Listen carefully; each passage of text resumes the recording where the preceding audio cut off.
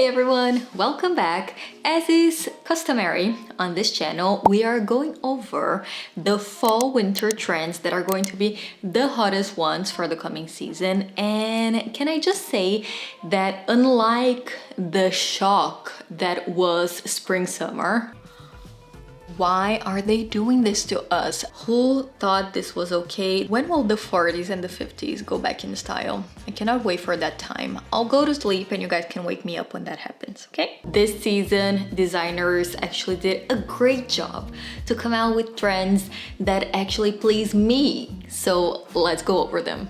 Just added a little bracelet on, just for fun. Beginning with my favorite trend, and I saw this a lot, so it's not just wishful thinking. I think this is actually here to stay, fingers crossed, which is femininity. What a relief, because so far for the last couple of seasons, what we have been seeing as a portrayal of femininity in trends is a very raunchy, very sexualized, very exaggerated view of what femininity is. A lot of latex and leather and transparencies, low necklines, butts hanging out at times. Not only to me is not attractive, but it's also not very practical, is it? But this season, designers have listened, and hopefully they'll keep listening for a long time to come, because they went to the more beautiful, more edifying side of femininity. So we saw a lot of nods to the 50s, my favorite era of fashion. Fuller skirts, longer hemlines, cinched in waists, beautiful accessories. One of the handbags that I saw in a lot of shows was that kind of top handle, kind of ladylike handbag in a sort of embossed crocodile texture that is so beautiful. And I actually saw a version of this kind of top handle bag in a beautiful pony hair leopard print from Ferragamo.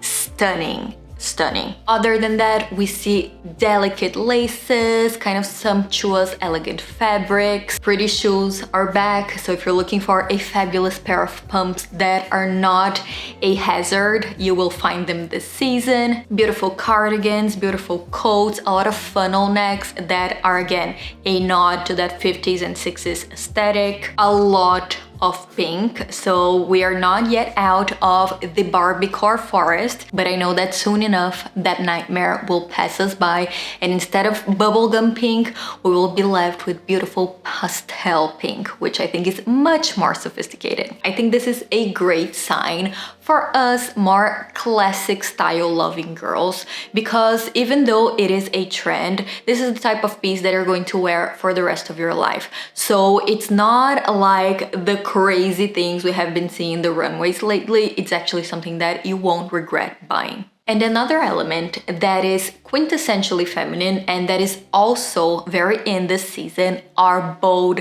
clip-on earrings. If we've spent 2 minutes together, you'll know that I am crazy about earrings. These are a little bit more delicate, but I do think that those kind of retro looking vintage button style earrings can be such a game changer in your wardrobe, because they will give you the effect of a high glam, they will perk up your face, but it's such an easy step to add to a more basic, more neutral look and make you look like you dressed up for any occasion. So you're not going overboard with your clothes, but just by the addition of some fabulous clip-on earrings, you look like $1,000,000. And I have been praying for this day to arrive. I have really hit the jackpot of trends this season. Capes and wraps are big.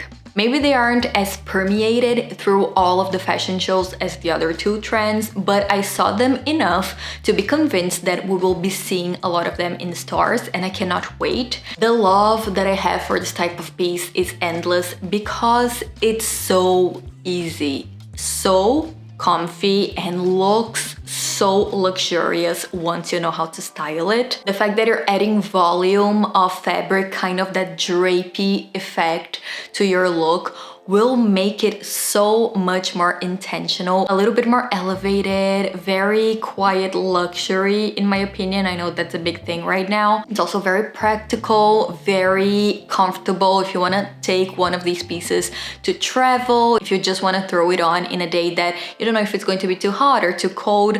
It's the perfect transitional piece, and it can be that added layer that will add interest to your look. We saw it from capes to wraps under blazers to really big statement options, and honestly just have to pick one and wear it to death because it's so easy to pull off. Sculptural elements. This is also a favorite trend of mine, not because I'm going to adopt it in my wardrobe, because sometimes it doesn't really fit into my aesthetic, but because I think this type of construction and this type of work in a garment really makes the talent of the designer shine. You've heard it before. Who's gonna wear this? Why does this cost 5,000 euros? You know, the classic kind of demeaning, but sometimes with a point, commentary about high fashion. But when you see this almost